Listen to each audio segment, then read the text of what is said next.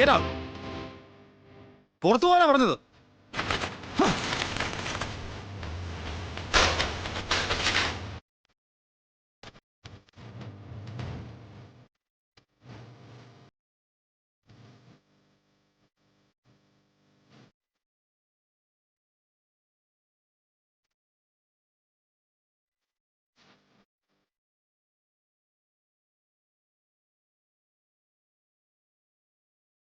എന്താ ഇത്?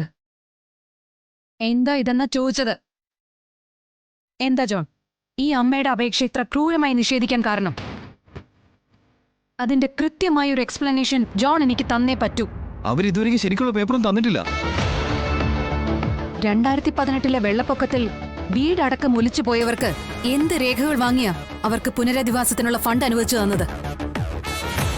അതിൽ ഭർത്താവ് നഷ്ടപ്പെട്ട ഭാര്യമാരുണ്ടായിരുന്നു, ഭാര്യ നഷ്ടപ്പെട്ട ഭർത്താക്കന്മാരും ഉണ്ടായിരുന്നു, അച്ഛനും അമ്മയും നഷ്ടപ്പെട്ട കൊച്ചു കുട്ടികളുണ്ടായിരുന്നു.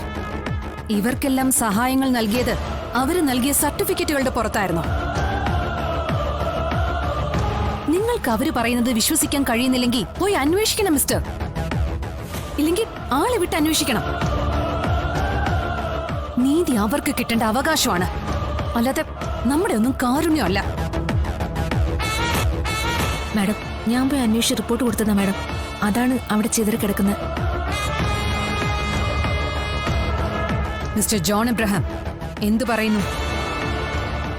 ഇന്ന് വൈകിട്ട് ഈ അമ്മയും കൊച്ചുമോളും ഇവിടുന്ന് ഫണ്ടും കൊണ്ടുപോകുന്ന രീതിയിൽ കാര്യങ്ങൾ നീക്കണം.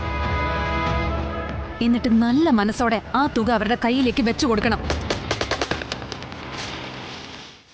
നിങ്ങളുടെ വീട്ടിലും കാണില്ലേ ഇത്രയും പ്രായം ചെന്നൊരു സ്ത്രീ?